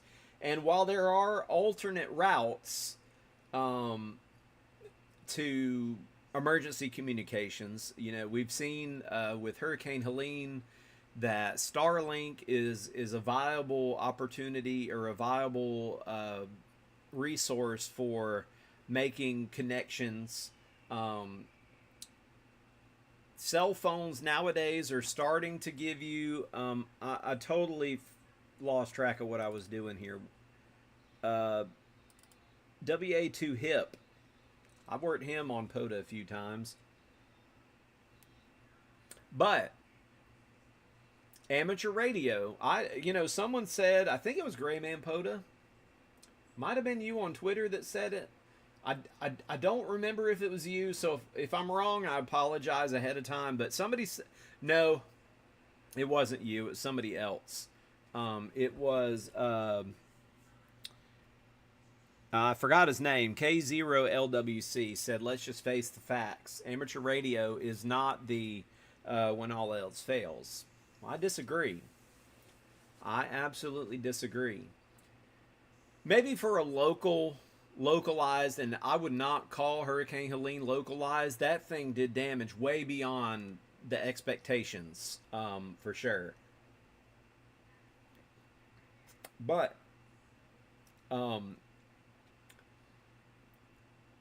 what happened in North Carolina is different, you know, and amateur radio, they were out there, they were helping. They were helping, trying to find people. They were making communications, and I think that amateur radio does have its place, even in today's very technologically advanced 21st century society. I believe that amateur radio and the training of amateur radio operators is very important to communication, because we go out there. Parks on the Air is an absolute practice in emergency communications.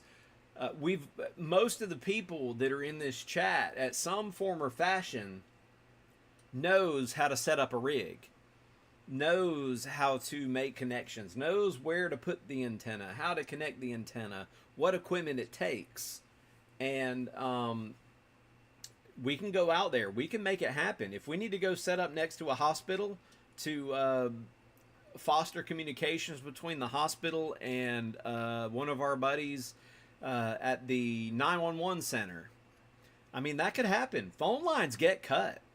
I think the only reason that we lost internet here in South Georgia on the Windstream during Hurricane Helene, and it happened while I was streaming. I had to switch to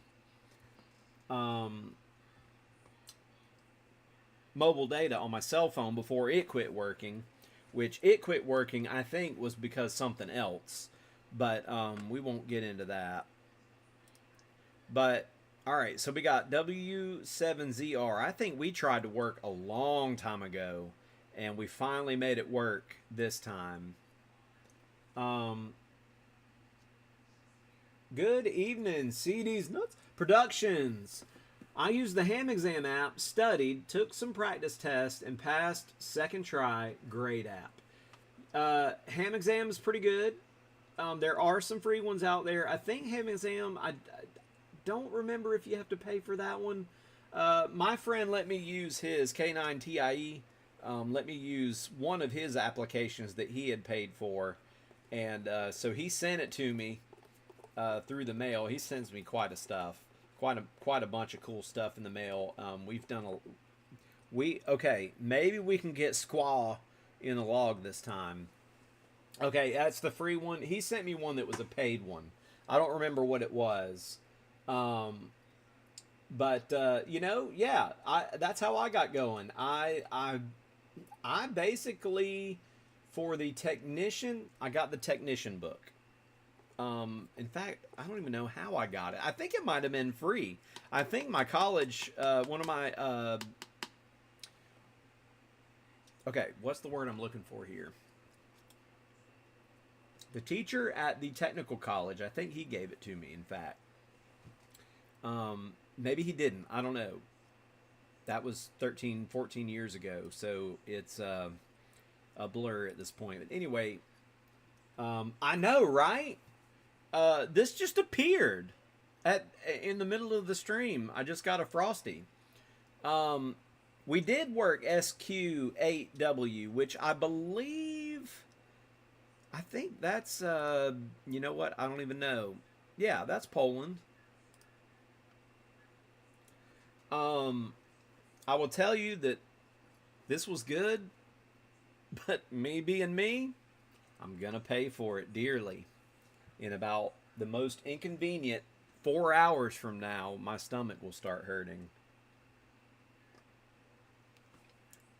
Okay, so if you guys are trying to work me on 30 meters, that's freaking awesome. Let's go. I do see NW9F. You said you're camping, right? Gray Man POTA? I haven't worked you on 30 meters. So I'm going to give you the good old +3. You're not camping? I'm confused.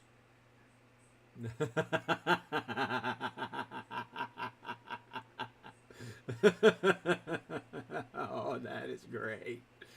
I must say that I did not own an iPad, or did I? 14 years ago, I don't think I owned an iPad yet. I think I had not a Kindle. Clues about this stuff. What exactly are you doing on your computer? Hey, Goggum Style, glad that you freaking asked, dude. Thank you for asking what the heck is going on. You just extended the stream, my friend. Let me take another drink of this Frosty, and I'll tell you what I'm doing. What am I doing? I'm eating a Frosty. I'm just kidding. No, I'm serious. Okay, Frosty's out of the way. Let's talk shop. Okay. So, Goggum Style. There are multiple modes to ham radio. And when you take the technician license, they may or may not. I can't remember because I haven't looked at the video that I made in a long time. I made it over the summer.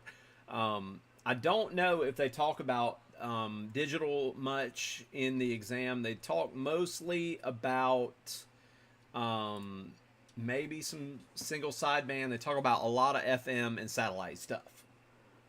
So what you see up right now is a program called WSJTX. It works by taking what you see over here under the standard messages on the right side, right bottom half corner. It takes whatever text is over there and converts it into a series of audio tones that gets modulated in your radio and then sent into the airwaves, and it's received and demodulated at the other end. That's where modem comes from, is modulate, demodulate. You know, it's basically what this is a modem. It's modulating and demodulating at the same time. But this is called FT8. Some people call it FT hate because they say that the computer is doing all of the work. Well, if you want to get all technical about it, your freaking FTDX 100,000 and 1500 watt amp ain't you just bunny, sorry, squirrel. Anyways, if you really want to get down to the brass tacks, if you ain't doing spark gap, then you ain't playing radio, right? But this is one form of digital. It's called FT8. FT8 actually stands for something, and I cannot remember right off the top of my head what it stands for. But it's a multiple frequently shift keying MFSK style of sending digital data. So it's just ones that it really break it down. It's ones and zeros, and the different modulating ways of piecing to the data together. CW is on and off. Morse code is just on and off, and it's a pattern that makes the letters. So the Frankie. Okay, there you go. W2AEW is a lot smarter than I am when it comes to this stuff. He's very, very knowledgeable. If anybody was going to be in the chat room at this point in time, I'm so glad that it's W2AEW Allen, because he knows his stuff. This is what he lives. I am a diploma mill engineer. He's the real deal.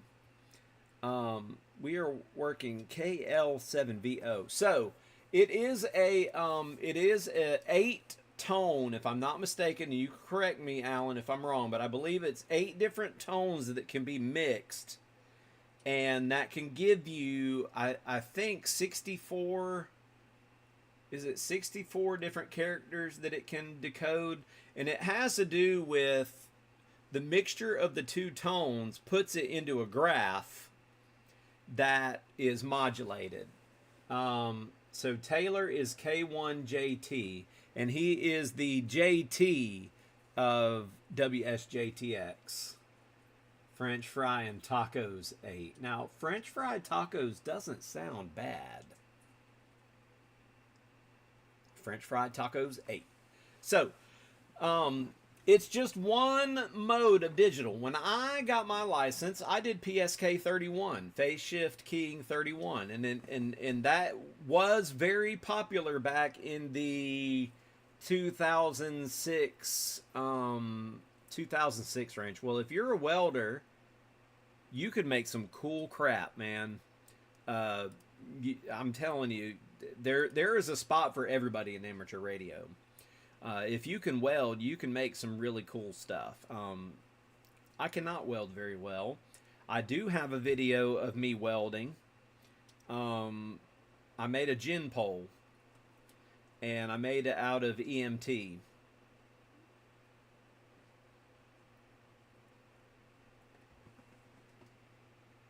Yeah, that is cool. You know, I did a little bit of digital signal processing when I was in college. And I don't want to talk about the college because I think they suck and I got swindled. But that's what happens when you're already working for a living and a parent and have a family. That's how they get you. I've learned my lesson.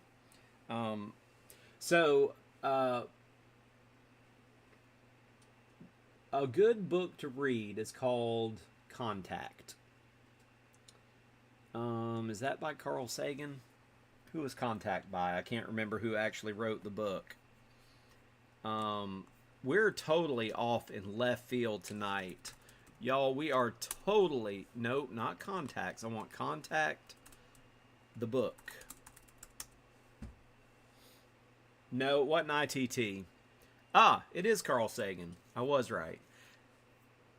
Little make-believe in there. But the stuff that is in that book, you know, really gets you to thinking. That's kind of how I was when I was a kid. I liked to take stuff apart. I've never seen the movie. I have never seen the movie, but I have listened on YouTube. I do have Contact read by Jodie Foster, and she just has a voice that, you know, I go to sleep listening to books most nights. Either listening to books. Occasionally, I'll put on Tom. Y'all know Tom. I can't think of his call sign right off the top of my head. How come I can't think of it? Y'all know Tom, though. Tom. Hey, Tom here. I'm going to have to go look up his call sign. I cannot believe I cannot remember it as many times as I've sent it.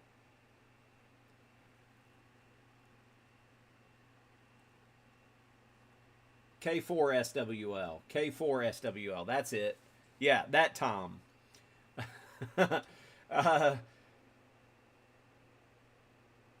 Why did I even bring Tom up now? Crap. It's getting late, y'all. I'm about to have to end the stream and kind of wind down for the night. I'll put Tom on. Yeah, he has a voice that is so calm, and he doesn't say a lot. I try not to, and I wish I hadn't have said it just then. Tom has that voice that mixed with decoding CW in your head just will lull you right to sleep. And so I do put him on there occasionally. Sometimes I listen to Carl Sagan, his the Contact book. Sometimes I listen to Thomas Witherspoon. Sometimes I listen to, let me think of the other books. I'll listen to Harry Potter every once in a while. I do like Harry Potter. The books that you find on YouTube are bootleg as a mug, but I'll listen to some of those guys out there that'll read those books. There's one guy that just reads them to his wife, and he's yawning all the time. Anyways, I like him. He's called No Edit something or other. What are some other people that I listen to? I have fallen asleep. Not that Alan is boring. It's just that I have put a playlist together of Alan stuff because Alan is my resource. If I don't know how to do something, I guarantee you Alan's got a video out there that'll help me. I haven't touched it in a while, so I don't remember what it's called now. But you know, the Nano VNA. I learned how to use it from Alan. He just doesn't know it. I've tried to meet Alan at shows, and he's always not there. I'm going to Orlando. Are you going to Orlando this year, Alan? Or are you working? I'm going to give this Colin CQ thing your rest because it's just not working anymore. Yep, I knew it. Working. One day I'll make it up there. Yes, I am going to Orlando this year. I do have stickers for my channel finally. And Dayton always falls on high school graduation weekend. So I will never be able to go.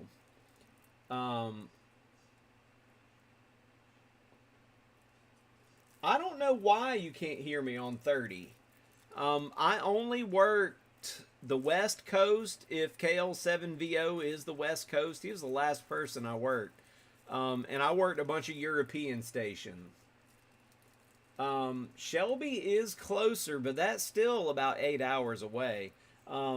If you just became a member of the channel, I will get some of these in the mail to you. I say some. I send one to everybody.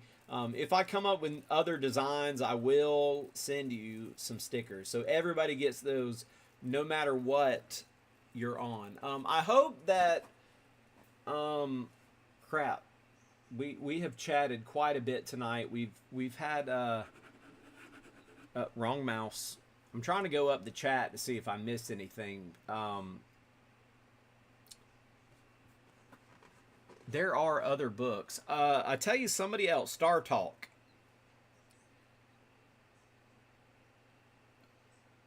Star Talk. Come on now, what's... Neil deGrasse Tyson. I like to listen to Neil deGrasse Tyson talk too. He also has one of those voices that is absolutely super calming. Now, the last couple of nights, I have gone to sleep listening to how to cast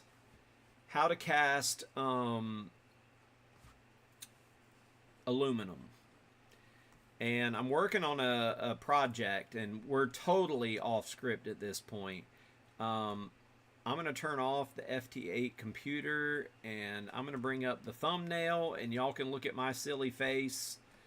This was at Trunk or Treat the other night. I found a baby shark cone hat, like a birthday hat, and a sheriff was out there handing out candy, and I knew her, and so I went and said, let me borrow your truck a minute. At any rate, I said this video is going to be the anything Douglas Adams is nice to go to sleep to. I do listen to a bunch of the Douglas Adams books that talk about the number 42. And they're also on there. I've got Mostly Harmless. These are all Hitchhiker's Guide to the Galaxy books. Mostly Harmless, Life, the Universe and Everything. The Restaurant at the End of the Universe. Those are also in there. But I've been listening to a bunch of how to cast aluminum. And so I'm currently pulverizing some clay kitty litter in the garage right now with a piece of crap blender. I need to go find a real one. I saw one. I got to go on an adult field trip. We got to go to some businesses in Bainbridge, Georgia. But I got to go into some chemistry labs. And let me tell you, they had a crusher. And I actually have some of that in my pocket. I don't know if I was supposed to keep this, but I did. I don't know. They didn't take it from me. But what they do is this particular company, and I'm not going to say who it is because this is a proprietary whatever this is. It's not radioactive. I'm not going all Homer Simpson. But this is a clay of some sort that has been pulverized down to a ridiculously... They said that 1 gram of this has enough surface area as 2 lanes of an Olympic swimming pool. I don't know if I'm able to explain that to anybody if they're wondering, you know, what surface area got to do anything. But they make catalysts. And so that is a catalyst of sorts. And it's been pulverized to such a fine granule that, you know, if you have a block of ice like this, a 1 by 1 by 1, you have 1 cubic unit of ice. But if you chop that, okay, let me rephrase that. You have 6 square, I think it is 6 square units if you have a 1 by 1 by 1.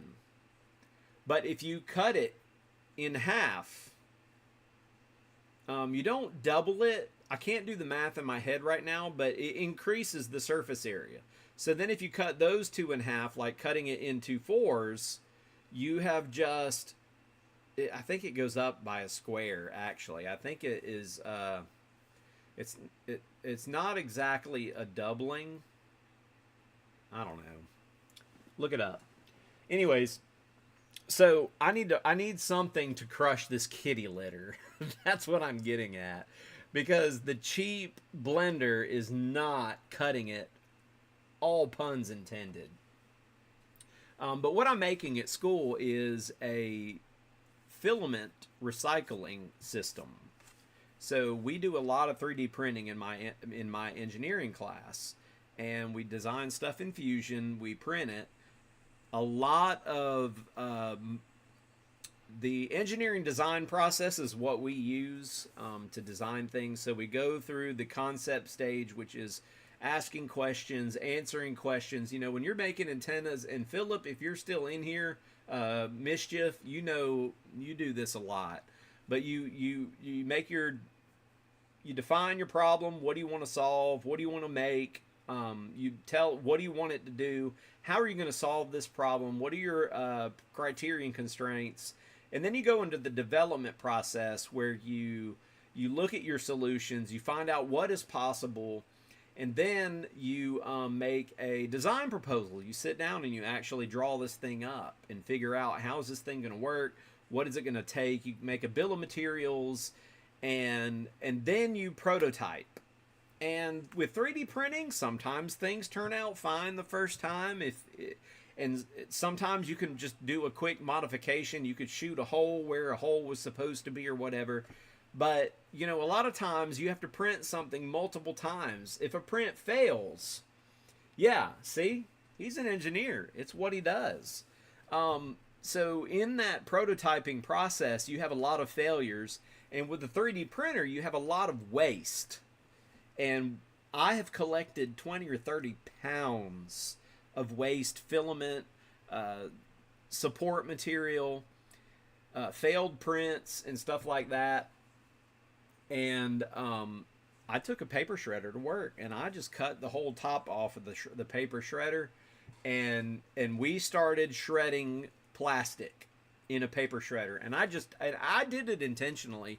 I told him, I said, if you let the smoke out of the printer, or the shredder, I will not be angry. I want you to run the heck out of this thing. Yes, Alan, we know you're an engineer for sure. I've seen it. And I like your drawings, too. They're really good. You have excellent handwriting. I do not. I should have been a doctor. At any rate, we shredded almost 20 pounds, I think, of PLA. There's a short of this plastic in a big tub, and it's amazing how the tub was full. I should have taken a before and after, but the tub was full, almost overflowing. After we shredded it, it's only about a quarter full, but it is dense. Let me tell you, it got dense. Yes, I actually went to the internet to try to find one of those that interfaced with a computer that you could draw with, and realized it was out of my budget. So I bought an Apple Pencil instead, and I use my iPad for drawing. I actually use it. Used to be owned by Autodesk. It's called you know what? I can't remember what it's called. Something about something sketchy sketch, but so I started using that. Used to be owned by Autodesk, and I think they made its own entity with SketchUp. No, it's not SketchUp. That's the Google thingy. Holy cow. I had this Mountain Dew sitting on something, and it got hot, like 100 degrees. This is like lukewarm coffee, y'all. Goodness gracious. It's the output from my laptop. Yeah, my laptop gets hot. Whoops. That is nasty. It's probably nasty anyways, but Diet Mountain Dew is my favorite. Okay, so back to the filament idea. So, I don't have my iPad with me to even show you the picture, but I designed a hop... Oh, you know what? Give me just a minute. I can share. I got this. This will be the last thing I talk about, and then we're going to call this stream for the night. But I'm going to fire up Fusion really quick and kind of show you what I've been working on. Not all of it is in here, but this is a start. I do have some more sketches in my iPad. Let me see if we can create a window capture. And we're going to call this Fusion. We're totally off in left field, y'all. But projects is part of my MO. Alright, my face is going to disappear. And you don't need to see my face. So that's fine. We are going to fade. Alright, now we're in Fusion. This is where I do a lot of stuff. I mean, I play Infusion like a mug. Hey there, Plenty Peppa. Good evening into NWK. Welcome to the live stream. One reference is out of date. I must have updated the filament recycling auger. Get latest version. So this is the drawing of my idea for recycling 3 old filament, and I'll be talking more about it, but right now it's in the development stage. I have 3D printed the hopper. I have this motor attached because you can actually work on it right here. I have not put the rest of this assembly together yet. In fact, there's another piece I need to put on here, and I'll show you in a minute. This is the agitator for the this is the agitator for the hopper. And then below that you have the auger. Now, that is only half of the auger, because I split the auger in 2. So I don't even know. I need to just go back and unsplit it. I've split it in 2 so that I can cast the auger. This is number 3. This is not the right one. I actually have been trying to make these on a lathe, but they're too small. That is like actual size of the auger right there. So I split the body. I'm going to put the body back together. That should be both bodies. So I'm going to go back and modify and combine. I know it's doing one thing then doing it again, but I'm going to leave that there in case I need to export the bodies again as they're split. Okay, long story short, green sand. Thank you, Grayman POTA, for redirecting me. Green sand is used in casting.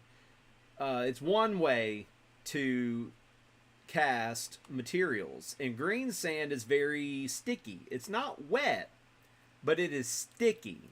All right, so there's the complete auger right there. And I don't know, have I done the animation on this? So this is sort of what it's supposed to look like. Let's see if, did I do the I did not do the animation. Okay. So you do a mixture of sand and clay. Well, if you find kitty litter that is clay only, you can grind it up into a fine powder, and it's like a 1-to-10 ratio of kitty litter clay to sand. And then you wet it, and it becomes sticky enough that it clumps together and holds its shape.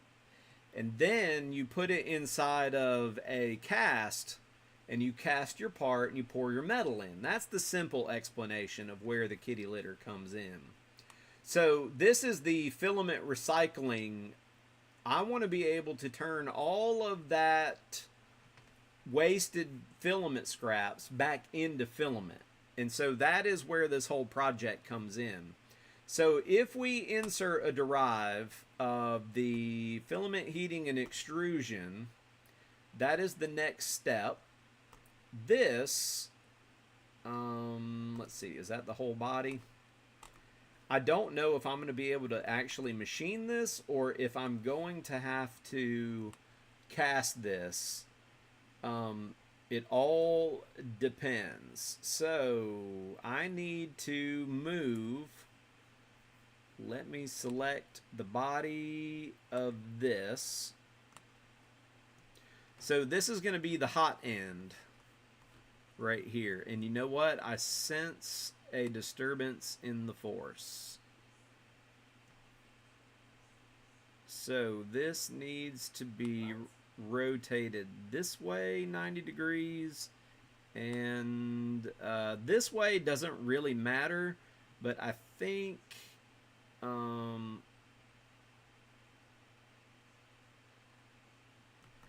I need to orient this thing so I can see. The sand, $5. Great. Now the green sand is a little bit more. You can buy ready-made green sand, um, but I figured I would just, like, kitty litter was like $7. The sand was like $5, and it doesn't take much at all. So I figured I'd just do the DIY and save money, live better like that. So I'm going to take this. Oh, I shouldn't have done that. Control Z. Bear with me. I'm going to get this right in just a minute. 90 degrees. Yep. That's how I want it oriented. So green sand, if you actually buy green sand, I think it's like you can, it's a little bit costly, but not too bad. Now here's what I'm going to do. I'm going to hide the hopper so I can line this thing up. I'm going to hide our NEMA 17s. And now we are going to try to line the feed tube up with this. So,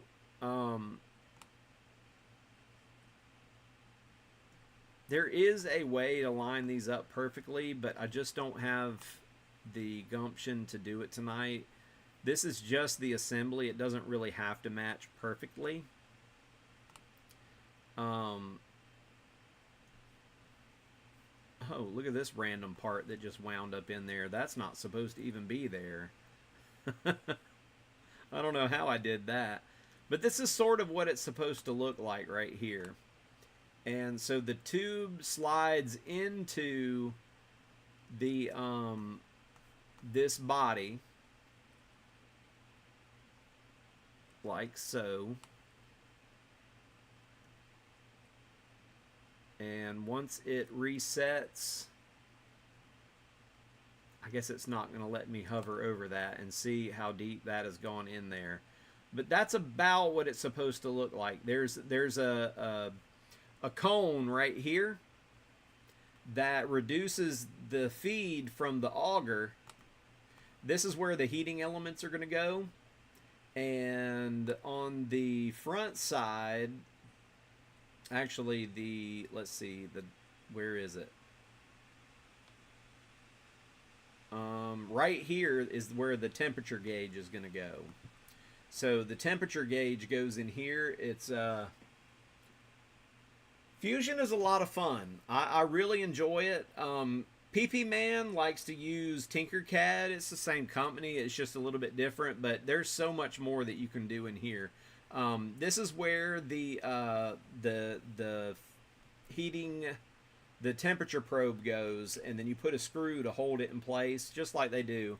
I'm just devised my own hot end for this thing.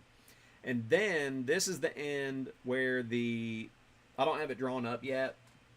This is where the extruder goes. And so what happens is, and I'll tell you, this guy is in the wrong place. That is not supposed to be there. So I'm going to hide that. But then we're going to bring the hopper back.